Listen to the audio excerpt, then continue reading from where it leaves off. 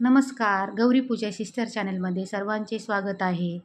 तर आज सकाळी सकाळी पहाटे मी बटाटे उकडण्यासाठी ठेवलेले आहेत. इकडे पीठ देखील मळून घेतले आहे आणि आज मुलांना बटाट्याचे पराठे करायचे आहेत. त्यासाठी मी बटाटे उकडून घेतले, ते सोलून घेतले. नंतर मिरची आणि लसूण ओबडधोबड मिक्सरमध्ये बारीक करून घेतली आणि त्यासाठी कढई तापायला ठेवली आणि त्यामध्ये तेल टाकले. तेल टाकल्यानंतर मोहरी टाकली. मोहरी जिरे तडतडले की त्यामध्ये हळद आणि कढीपत्ता टाकून मिरची अशी फ्राय करून घेतली. तर आज मी सकाळी सकाळी काब लागले स्वयंपाकासाठी. तर आज मला पहाटे पहाटे साईदिंडी सोहळ्यामध्ये म्हणजे आमची गावातून पायदिंडी जाणार होती साईबाबांकडे. तर त्यासाठी निघाले होते.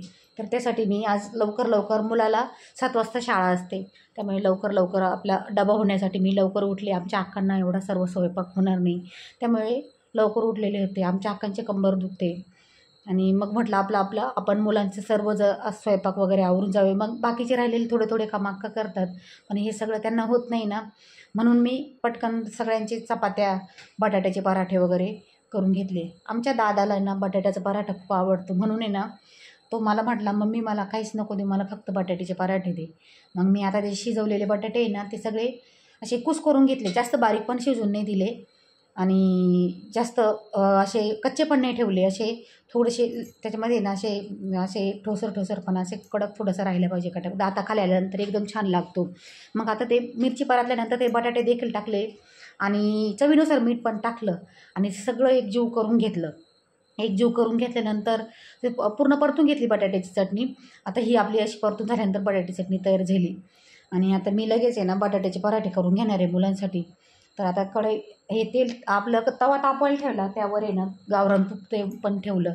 गावरान तुपाने ना पराठे इतके छान होतं ना, मुलं एक पराठा काय 2 नाही असे 3 पराठे खातात. माझ्या दादाला इतके आवडतं ना, म्हणून मग सकाळी अशी किती घाई झाली ना, आपल्या मुलांचं पोट कसं भरणार हे आपण बघत असतो. मग मी आता ना असा चपातीपेक्षा छोटा उंडा घ्यायचा आणि त्याच्यामध्ये असे बटाट्याची चटणी भरायची. आपण पुरणपोळीचा उंडा कसा बनवतो पुरणपोळीसाठी, तसा उंडा बनवायचा आणि मग तो हलत हाताने लाटायचा. जास्त दाब पण नाही द्यायचा. जास्त दाब जर दिला ना त्याला असे तुटून जाईल ती पराठा. आणि मग असं आमचा गॅस कमी चालतो, तर खराब झालेला नीट करून घ्यायचा आहे. मग आता तो भाजून घ्यायचा, दोन्ही बाजूने असा भाजून घ्यायचा, असा शेकून घ्यायचा. नंतर असं गावरान तुपाची धार सोडायची. गावरान तुपाने इतका असा खमंग लागतो ना तो, एकदम आवडीने खातं मुलं. आपण तीच पराठे टोमॅटो सॉस सोबत देऊ शकतो किंवा आपण नुसते पण खाऊ शकतो. तर मग दादाने असे डब्याला त्या दिवशी आज असे 3 पराठे नेले होते आणि एक असा घरी खाल्ला. तर एवढं सकाळी सकाळी दादाला 7 वाजता जेवण जात नाही, मग त्याने एकच पराठा खाल्ला, पण डब्याला 3 नेले. तो म्हटलं माझ्या मित्रांना जास्त आवडतं ना, मग माझ्यासाठी ना 1 दे आणि माझ्या मित्रांसाठी 2 पराठे दे, असे त्याने ना 3 पराठे नेले. आणि माझ्या ताई जरा आजारी आहे आमची ना, त्यामुळे ती शाळेत नाही जाणार आणि दिदीसाठी ना तिला बटाट्याची चटणी आवडते, मग तिसाठी बटाट्याची चटणी आणि सरांसाठी देखील चपाती आणि बटाट्याची चटणी देणार होते मी.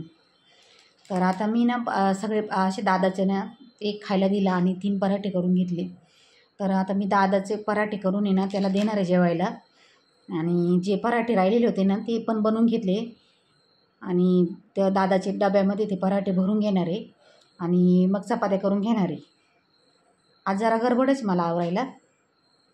असं वाटतं पटकन जर आपण एकटे जर राहिलं, शेजारच्या बायका जर गेल्या ना, मला सोबत नाही राहणार गावात जायला कोणी ना, मग मी पटापट आवरून घेतलं आणि दादाच्या खालच्या डब्यामध्ये 2 पराठे भरले आणि वरच्या डब्यात 1 भरला. असे 3 पराठे दिले. 3 नाही देत मी डब्याला कधी, पण थोडासा तुकडा बाजूला काढून ठेवते. 3 कधीच देऊ नये डब्याला, असे आमच्या अक्का म्हणतात. आणि मग राहिलेल्या चपात्या पण पटापटा करून घेतल्या मी. चालू होती माझी सकाळी आवरायची गडबड. असं मैत्रिणीचा, आपल्या शेजारच्या दिदीचा, ताईचा त्यांचा फोन येत होता, आवरलं का. म्हटलं चला तुम्ही, मी आलेच आवरून. म्हटलं आता आम्ही निघालो आहे, सगळं आवरले आणि साडी वगैरे बदलली आणि आता आम्ही निघालो आहे. दिदी आणि आमच्या मथुरा ताई ना, ज्या माझ्या सोबत बागेत कामाला राहते ना, त्याच या. आम्ही सगळे सोबत निघालो. तर आता आम्ही गावात जाणार आहे आणि तिथं कोण आलं आहे ते पाहणार आहे. तर सगळ्या सुरुवातीला आम्हीच गेलो होतो. तर तिथं बघू शकता दिंडीजवळ, पालखीजवळ कोणीच नाही, फक्त 1 नंबर आम्हीच गेलो होतो. मग 1 नंबर गेल्यानंतर आरतीचा मान देखील आम्हाला पहिल्यांदाच भेटला.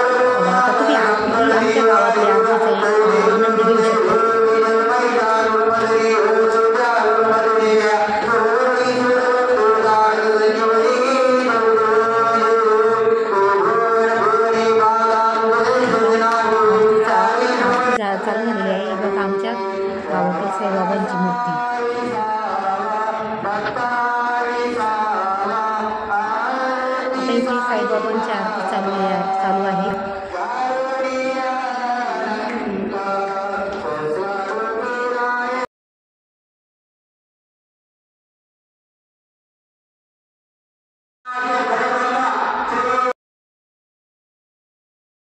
आमची दिंडी आता चालत चालत आलेली आहे. आडगावचं जी चौफुली आहे ना तिथे थांबलेली आहे. तर एका साई भक्ताने तिथे सर्व भक्त मंडळींना तिथे असं फरसाण असे वाटलेले आहे आणि थंड पाण्याची देखील सोय केलेली आहे. आणि जेवढं पाहिजे तेवढं सगळ्यांना पोट भरून नाश्ता दिला फरसाणीचा. आणि त्यानंतर थंड पाणी पिण्याची देखील आमच्या सोबत आहे ना गाडी होती थंड पाणी पिण्यासाठी. आणि ज्यांना चालता येत नाही त्यांना ट्रॅक्टर पण होते. सगळ्यांनी त्या नाश्त्याचा आनंद घेतला.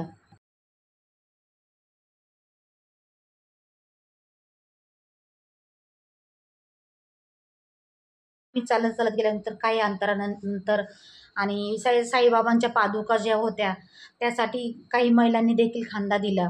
महिला खूप उत्सुकतेने त्या पालखीला म्हणजे त्या पादुका घेत होत्या.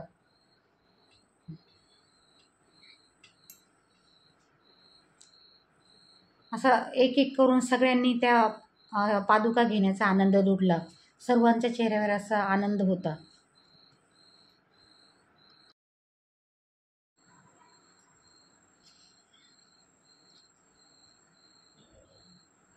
आणि पिंपळस या गावामध्ये गेल्यानंतर तिथे तो विसाव्यासाठी आणि जे भक्त मंडळी होती त्यांनी आपल्या साई भक्तांसाठी तिथे नाश्त्यासाठी पोहे म्हणून ठेवलेले होते. तर तिथे आम्ही सर्वांनी आणि माझी जाऊ जी होती त्यांनी खूप फुगडीचा आनंद घेतला.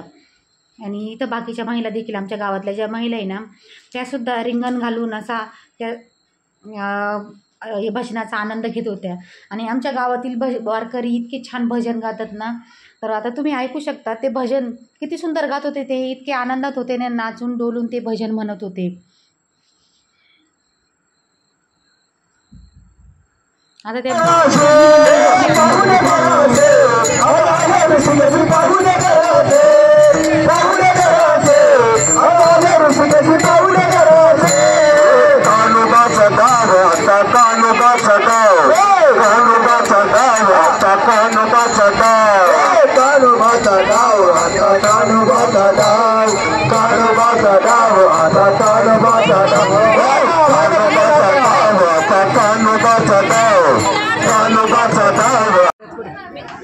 जगदाळे जे भक्त मंडळी होते त्यांनी सर्व साई भक्तांना तिथे पाणी आणि पोह्यांचा नाश्ता असेल सर्वांना असं पोट भरून नाश्ता दिलेला होता.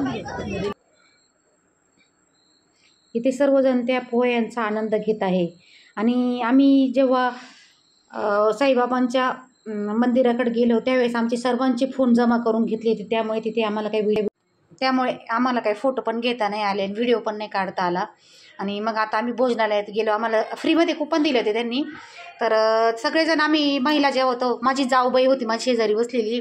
आमच्या दोघींचं असं खूप जमतं. एकमेकींना असं सगळं मनातलं शेअर करतो. त्या पण खूप चांगलं आहे. हे आमच्या शेजारच्या आहे. एक ठोके, एक सातपुते आणि एक मगर आहे. अशा आम्ही सगळ्या एका ठिकाणी बसलेले होतो. आणि आमच्या ताईंना थकवा आला त्यामुळे त्या आळस देते बरं का. आता व्हिडिओत पाहिल्यानंतर फ्रेश झाल्या त्या. आणि त्या तिकडे मथुरताई बसलेल्या आहे. आता आमचं जेवणच ताट आले. त्यामध्ये आम्हाला चपाती, शिरा, मसूर डाळीची आमटी इतकी छान होती ना ती सगळ्यांनी आवडीने खाल्ली. आणि बटाट्याची भाजी होती, एका बाजूला मीठ होतं आणि डाळ भात होता. एवढ्या काही भुका नव्हत्या पण आम्ही जेवणाचा आनंद घेतला. तर कसा वाटला आमचा सर्वांना आमच्या गावातील साई दिंडी सोहळ्याचा ब्लॉग. आणि आवडला व्हिडिओ तर लाईक करा, कमेंट करा, शेअर करा. आणि सर्व महिलांनी असं एन्जॉय केलं ना. जोपर्यंत आपण आहे तोपर्यंत आपण देवाची भक्ती देखील केली पाहिजे. आम्ही तर आपण रोज करतो पण कधी कधी असा जीवनाचा आनंद देखील घेतला पाहिजे. आणि आमचा दादाला पण बोलायचे तुमच्यासोबत सर्वांशी. दादा आमच्या चॅनलला सबस्क्राईब करा, लाईक करा, शेअर करा आणि कमेंट करायला विसरू नका.